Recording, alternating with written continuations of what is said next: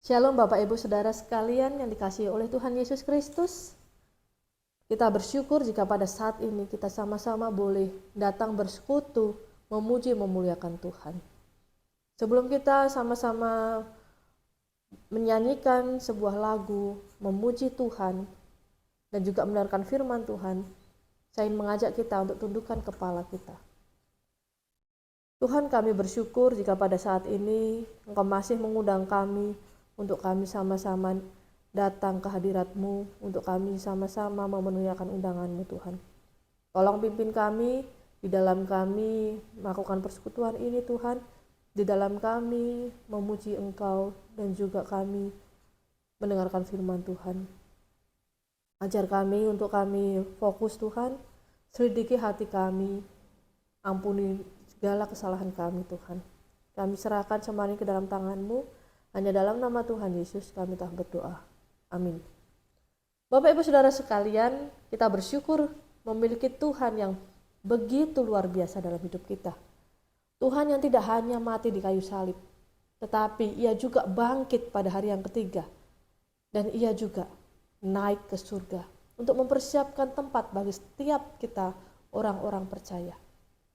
Oleh karena itu, mari saya mengajak kita semua untuk kita sama-sama memuliakan Tuhan.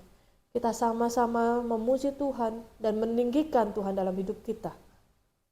Aku memuliakan Tuhan. Biarlah lagu ini menjadi ingat-ingatan bagi kita untuk kita terus memuliakan Tuhan dalam hidup kita. Mari kita sama-sama menyanyikannya.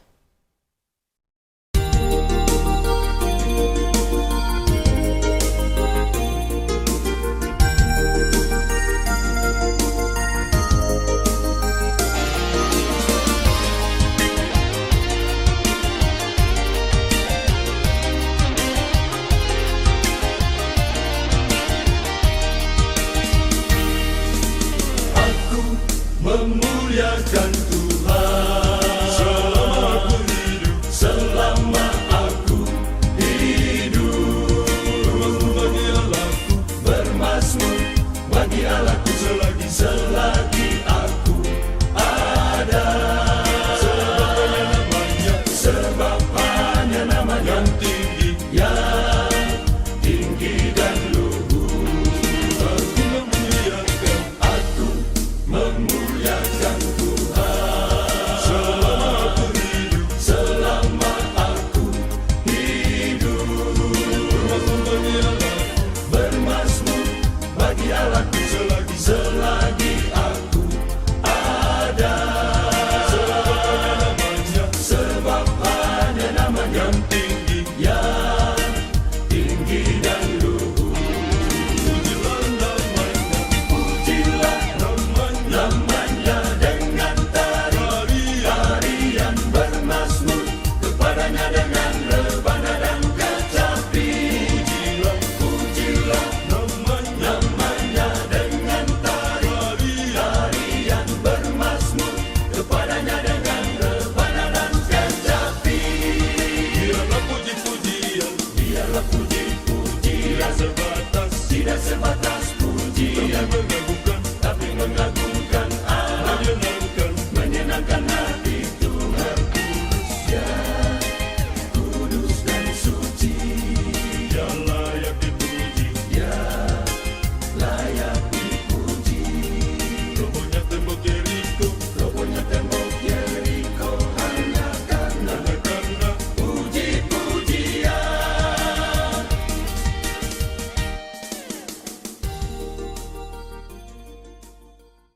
Bapak Ibu Saudara sekalian, sebelum kita mendengarkan firman Tuhan, saya mengajak kita untuk sama-sama tundukkan kepala dan kita berdoa. Tuhan, Engkau sungguh mulia dalam hidup kami. Engkau sungguh mulia di bumi ini Tuhan. Tidak ada kemuliaan yang bisa menyamakan dengan Engkau. Tidak ada kemuliaan yang bisa menandingi Engkau Tuhan. Tuhan, saat ini kami juga rindu mendengarkan firman Tuhan. Kiranya Engkau yang pimpin kami di dalam kami mengerti akan firman ini. Tolong hamba-Mu juga Tuhan di dalam menyampaikan firman ini, sehingga kiranya hanya kebenaran firman-Mu yang boleh kami sama-sama dengarkan dan kami lakukan dalam hidup kami. Kami serahkan semuanya ke dalam tangan-Mu. Hanya di dalam nama Tuhan Yesus kami telah berdoa. Amin. Bapak Ibu Saudara sekalian, saya ingin mengajak kita semua untuk membuka Alkitab kita dari Kisah Para Rasul 1 ayat 6 sampai 14. Kisah Para Rasul pasal yang pertama ayat yang ke-6 sampai 14. Saya akan membacakan untuk kita semua bagian ini. Maka bertanyalah mereka yang berkumpul di situ, "Tuhan, maukah Engkau pada masa ini memulihkan kerajaan bagi Israel?" Jawabnya, "Engkau tidak perlu mengetahui masa dan waktu yang ditetapkan Bapa sendiri menurut kuasanya. Tetapi kamu akan menerima kuasa kalau Roh Kudus turun ke atas kamu. Dan kamu akan menjadi saksiku di Yerusalem dan di seluruh Yudea dan Samaria dan sampai ke ujung bumi." Sesudah ia mengatakan demikian, terangkatlah ia disaksikan oleh mereka, dan awan menutupnya dari pandangan mereka. Ketika mereka sedang menatap ke langit waktu ia naik itu, tiba-tiba berdirilah 2 orang yang berpakaian putih dekat mereka, dan berkata kepada mereka, "Hai orang-orang Galilea, mengapakah kamu berdiri melihat ke langit? Yesus ini yang terangkat ke surga meninggalkan kamu, akan datang kembali dengan cara yang sama seperti kamu melihat dia naik ke surga." Maka kembalilah rasul-rasul itu ke Yerusalem dari bukit yang disebut Bukit Zaitun, yang hanya seperjalanan sabat jauhnya dari Yerusalem. Setelah mereka tiba di kota, naiklah mereka ke ruang atas, tempat mereka menumpang. Mereka itu ialah Petrus dan Yohanes, Yakobus dan Andreas, Filipus dan Thomas, Bartolomeus dan Matius, Yakobus bin Alfeus dan Simon orang Selot, dan Yudas bin Yakobus. Mereka semua bertekun dengan sehati dalam doa bersama-sama dengan beberapa perempuan serta Maria, ibu Yesus, dan dengan saudara-saudara Yesus. Demikian firman Tuhan. Berbahagialah setiap kita yang tidak hanya mendengarkan, tetapi juga mau melakukannya dalam hidup kita sehari-hari. Amin. Bapak Ibu Saudara sekalian, peristiwa kenaikan Tuhan Yesus ke surga ini mungkin menjadi suatu peristiwa yang ajaib ketika itu. Dan tentunya menjadi peristiwa yang menakjubkan bagi setiap orang yang melihatnya kala itu. Hal ini juga yang dialami oleh para murid dan juga orang-orang Galilea dan orang-orang yang ada saat itu. Tanpa bantuan alat apapun, Yesus yang kala itu menjadi manusia, naik ke awan-awan, bahkan naik ke surga. Kenaikan Tuhan Yesus ini merupakan peristiwa spiritual yang mengagumkan sekaligus menggetarkan hati para rasul ketika itu. Mengapa? Mengapa peristiwa ini menjadi peristiwa yang mengagumkan dan juga menggetarkan hati para rasul? Bapak Ibu Saudara sekalian, jika kita lihat, karena orang-orang tersebut sebenarnya masih memiliki pengharapan tentang pemulihan Israel. Pemulihan akan kerajaan Israel menurut cara pandang mereka, bukan menurut apa yang Tuhan maksudkan. Tapi harapan mereka tentang pembebasan orang-orang Israel kala itu masih tetap melekat dalam hati mereka. Jadi peristiwa kenaikan ini menjadi menggetarkan hati orang-orang yang takut kalau Tuhan Yesus tidak akan memulihkan bangsa Israel sama seperti yang diharapkan orang-orang ketika itu. Selain itu juga, orang-orang yang ada di sana yang melihat peristiwa itu juga merasa kagum. Kenapa? Karena Tuhan Yesus tiba-tiba dia terangkat tanpa alat bantuan apapun. Ketika itu kita sama-sama tahu bahwa tidak ada yang namanya pesawat tidak ada yang namanya para layang, bahkan tidak ada mesin untuk membuat seseorang itu bisa naik sampai ke awan-awan. Naik begitu tingginya. Tetapi hal ini juga yang terjadi kepada Tuhan Yesus. Ia naik ke surga. Disaksikan oleh orang banyak ketika itu. Namun yang menjadi pertanyaan dan refleksi kita juga, mengapa Tuhan Yesus perlu naik ke surga? Mengapa ia perlu kembali untuk naik ke surga? Seorang teolog yang bernama Karl Barth memiliki pandangan yang menarik tentang kenaikan Tuhan Yesus. Baginya, kenaikan Tuhan Yesus ini dipahami dalam kaitannya dengan parousia, yaitu dalam kaitannya dengan kedatangan Tuhan Yesus baik pada akhir zaman maupun pada zaman ini di hadapan Roh Kudus. Dinamika kehadiran dan ketidakhadirannya mengungkapkan cara parousia ini terjadi pada masa sekarang, yaitu waktu antara. Jadi pada akhirnya Roh Kudus diidentifikasikan sebagai agen kedatangan Tuhan Yesus di antara masa-masa tersebut. Sebagai hasil dari hal ini, kita dapat melihat juga bahwa kenaikan Tuhan Yesus dan surga sebagai kunci bagi visi Karl Barth ini tentang zaman sekarang sebagai yang disebut waktu antara. Bapak Ibu Saudara sekalian, selain itu juga jika kita melihat peristiwa kenaikan Tuhan Yesus ini menjadi peristiwa transformasi para rasul. Ketika itu, transformasi dalam hal apa? Ketika sebelumnya kita melihat para murid Tuhan Yesus yang masuk di dalam ke-12 rasul itu, mereka merasa takut. Mereka bersembunyi di rumah ketika mayat Tuhan Yesus itu tidak ditemukan. Tetapi peristiwa kenaikan Tuhan Yesus ini juga telah mentransformasi hati mereka dari rasa takut ini menjadi berani untuk mengabarkan Injil. Kenaikan Tuhan Yesus ini juga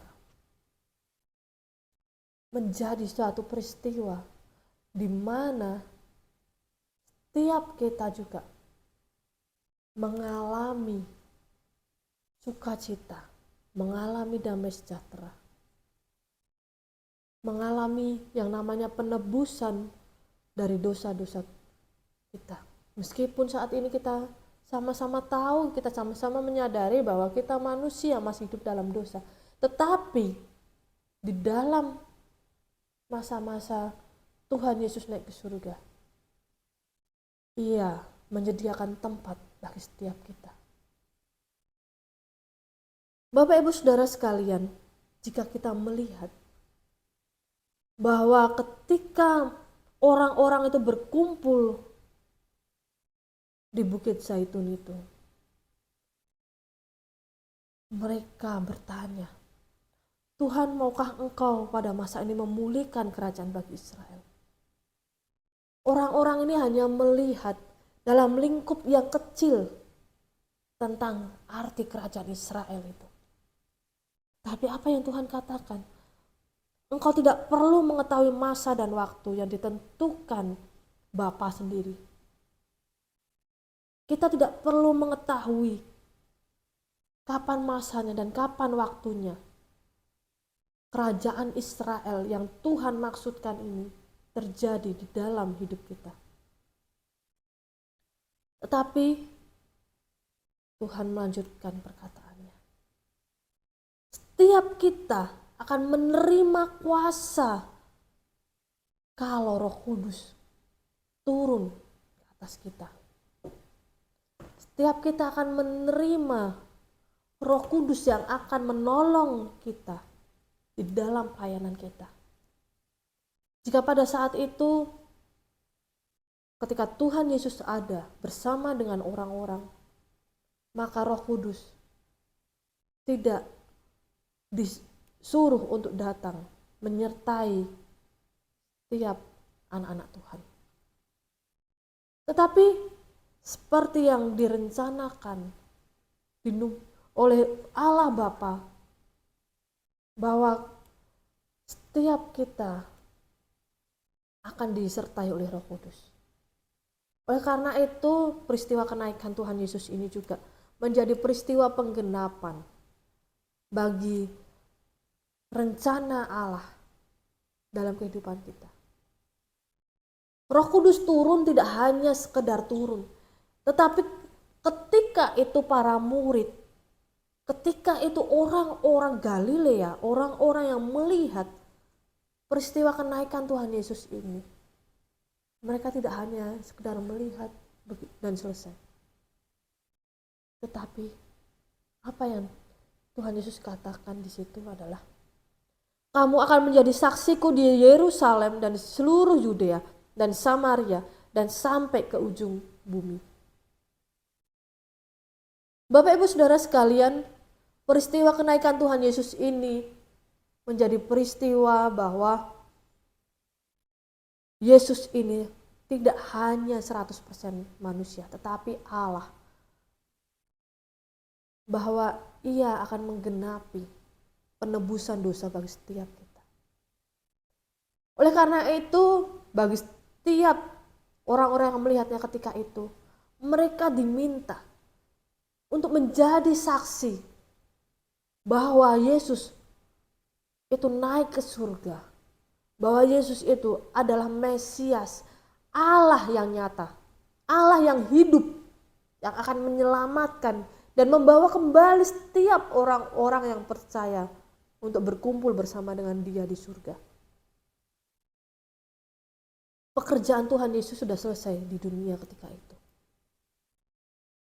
Tetapi pekerjaan secara keseluruhannya harus dilanjutkan oleh para murid dan juga setiap kita yang termasuk murid-murid dan anak-anak Tuhan Yesus. Bapak Ibu Saudara sekalian, ketika orang-orang Galilea ini melihat ke atas, mereka dengan suatu perasaan kagum, mereka dengan perasaan yang gentar, mereka mungkin dengan perasaan yang bercampur aduk. Karena ini menjadi suatu peristiwa yang belum pernah terjadi di sepanjang masa sebelum Tuhan Yesus. Peristiwa naik ke surga dengan jelas mereka lihat ini. Akhirnya membuat mereka terpana, mereka berdiam diri ketika itu. Sampai akhirnya dikatakan bahwa Yesus yang terangkat ke surga meninggalkan kamu akan datang kembali dengan cara yang sama seperti kamu melihat Dia naik ke surga. Bapak Ibu Saudara sekalian, ketika itu dua malaikat melihat apa yang terjadi kepada orang-orang ini. Mungkin ketika itu juga orang-orang yang melihat Tuhan Yesus ini, mereka masih berharap bahwa Tuhan Yesus segera datang saat beberapa hari, saat beberapa waktu setelah Ia naik ke surga. Tetapi kita sama-sama melihat bahwa malaikat sudah mengatakan bahwa Tuhan Yesus akan datang kembali dengan cara yang sama, yaitu Tuhan Yesus akan turun di awan-awan dan nantinya akan mengangkat setiap kita. Malaikat mengingatkan bahwa kalian jangan hanya berhenti melihat peristiwa kenaikan Tuhan Yesus, tetapi pergilah, lakukanlah apa yang Tuhan Yesus katakan untuk menjadi saksi di seluruh dunia. Dimanapun kalian berada, kembalilah ke tempat kalian. Ceritakan peristiwa kenaikan ini. Ceritakan kepada orang-orang yang tidak percaya, orang-orang yang belum mengenal Tuhan, untuk mereka boleh mengenal Yesus dalam hidupnya. Oleh karena itu dikatakan, maka kembalilah rasul-rasul itu ke Yerusalem dari bukit yang disebut Bukit Zaitun, dan hanya seperjalanan sabat jauhnya dari Yerusalem. Bapak Ibu Saudara sekalian, ketika orang-orang ini kembali lagi ke tempat asal mereka, ke tempat Yerusalem itu, ke rumah-rumah mereka, mereka tidak hanya kembali dan sudah selesai. Mereka melakukan aktivitas mereka sehari-hari. Mereka tidak hanya kembali dan menikmati pekerjaan mereka, menikmati waktu bersama dengan keluarga, menikmati waktu bersama dengan orang-orang yang mereka kasihi. Tapi juga dikatakan bahwa mereka semua bertekun dengan sehati dalam doa bersama-sama dengan beberapa perempuan serta Maria, ibu Yesus, dan dengan saudara-saudara Yesus. Apa maksudnya? Di sini kita melihat bahwa orang-orang ini bertekun berdoa bersama-sama. Tetapi ternyata ketekunan mereka tidak hanya sekedar berdoa, tetapi masih tetap saja mereka ini memiliki pengharapan. Tuhan segeralah kembali, Tuhan segeralah kembali Tuhan. Tolong kami orang-orang Israel ini, tolong kami, bebaskanlah kami, pulihkanlah kami orang-orang Israel ini untuk menjadi umat-Mu, untuk kami terbebas. Dan kami boleh hidup bebas, benar-benar bebas Tuhan. Tolong kami Tuhan. Kami ingin Engkau segera kembali, kami ingin Engkau segera memulihkan kami Tuhan. Bapak Ibu Saudara sekalian, hal ini masih menjadi pengharapan bagi mereka. Tetapi peristiwa ini juga yang akhirnya mengubah hidup mereka. Ketika Tuhan Yesus naik ke surga, ketika nantinya Roh Kudus yang kita sebut hari Pentakosta itu turun menyelimuti setiap anak-anaknya, menyertai setiap anak-anaknya, maka mereka pun akhirnya mengerti apa maksud dari kenaikan Tuhan Yesus ini, dari segala peristiwa, dari segala perkataan yang sudah Tuhan sampaikan. Mulai dari kematiannya, mulai dari penderitaannya, mulai dari kebangkitannya, mulai dari kenaikannya ke surga, sampai juga Roh Kudus yang diutus oleh Allah untuk menyertai setiap anak-anaknya. Kehidupan orang-orang ini yang tadinya terus berharap bahwa kerajaan Israel yang sementara dari cara pandang mereka yang secara fisik mereka butuhkan untuk dipulihkan, akhirnya mereka tahu dari rasa takut untuk mereka menceritakan tentang Tuhan Yesus setelah peristiwa kematiannya di kayu salib, akhirnya mengubah mereka untuk menjadi pribadi yang berani untuk pergi dan menjadi saksi Kristus dimanapun mereka berada. Bapak Ibu Saudara sekalian, bukankah hal ini juga yang seharusnya kita lakukan? Peristiwa kenaikan Tuhan Yesus ini menjadi peristiwa untuk kita tidak membeda-bedakan satu dengan yang lainnya. untuk kita saling mengasihi satu dengan yang lainnya, untuk kita berani melangkah untuk menjadi saksi Tuhan di manapun kita berada. Untuk kita berani melangkah, menceritakan siapa Tuhan kita bagi orang-orang sekitar kita. Peristiwa kenaikan Tuhan Yesus ini juga menjadi peristiwa yang membuat kita mengerti bahwa keselamatan tidak hanya diperuntukkan bagi orang-orang Yahudi saja, tetapi bagi semua orang percaya. Memang dikatakan bahwa setiap kita tidak hanya percaya, tetapi kita perlu beriman. Bapak Ibu Saudara sekalian, kenaikan Tuhan Yesus ini memiliki misi bahwa Ia sudah selesai melakukan pekerjaannya di dunia ini.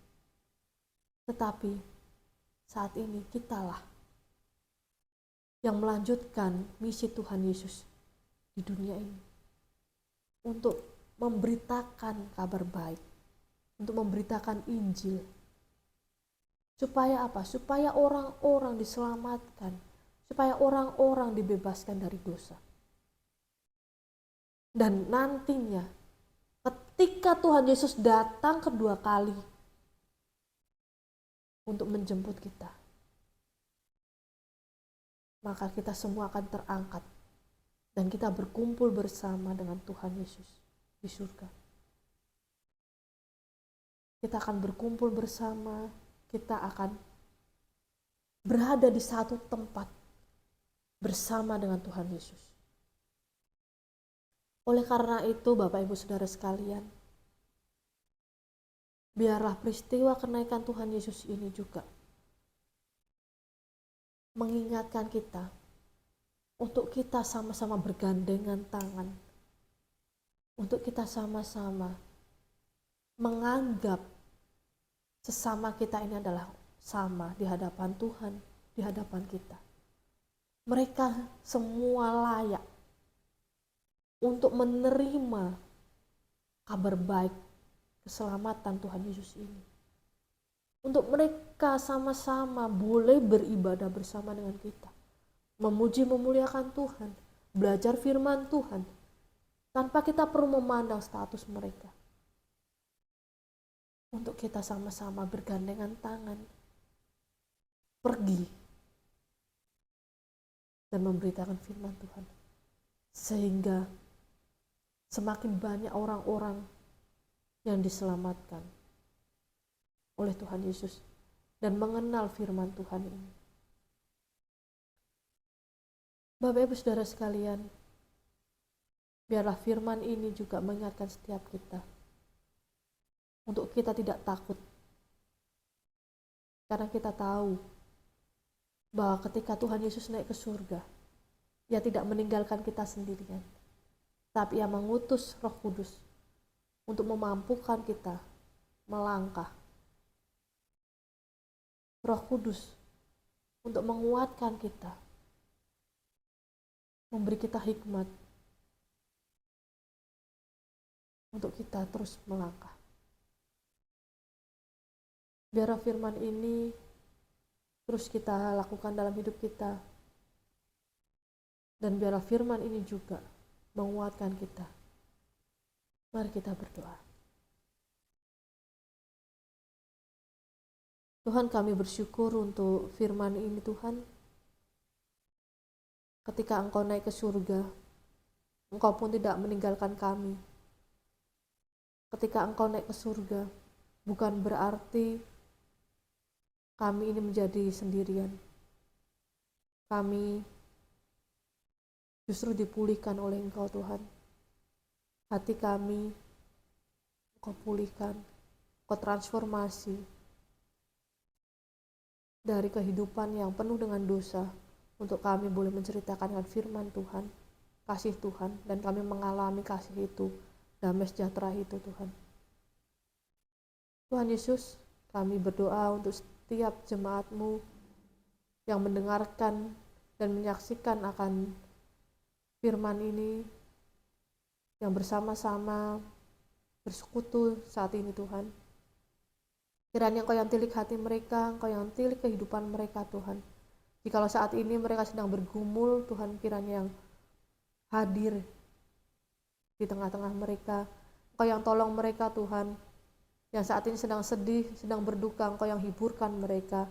Yang saat ini sedang lemah tubuh Tuhan, kiranya Tuhan juga yang akan kuatkan mereka Tuhan. Jika ada saat ini jemaat-Mu yang sedang lemah imannya Tuhan, kami rindu Tuhan untuk Engkau juga menjamah hati mereka, sehingga mereka boleh terus percaya bahwa Tuhan ada bersama dengan mereka. Berdoa juga Tuhan untuk bangsa ini Tuhan, bangsa Indonesia yang saat ini sedang mengalami banyak bencana Tuhan. Kiranya Engkau juga yang tolong untuk setiap korban bencana Tuhan, sehingga kiranya dalam tangan-Mu lah mereka boleh ada dalam perlindungan. Engkau juga yang turut campur tangan Tuhan untuk setiap kami, orang-orang yang selamat, untuk boleh membantu saudara-saudari kami, sesama kami Tuhan, yang mengalami bencana alam itu Tuhan. Sehingga kiranya Engkau boleh dimuliakan, Engkau boleh ditinggikan melalui peristiwa ini Tuhan. Kami menyerahkan juga untuk setiap gereja-Mu dimanapun mereka berada Tuhan. Kiranya kami boleh bersatu hati untuk kami bersama-sama memberitakan firman Tuhan, untuk kami bersama-sama menceritakan dan boleh menjadi saksi-Mu di dunia ini Tuhan. Sehingga semakin banyak orang boleh mengenal Engkau, semakin banyak orang boleh diselamatkan oleh-Mu Tuhan. Kami serahkan diri kami ke dalam tangan-Mu, kami serahkan pergumulan kami Tuhan dan hidup kami ke dalam tangan-Mu. Hanya di dalam nama Tuhan Yesus kami telah berdoa. Amin.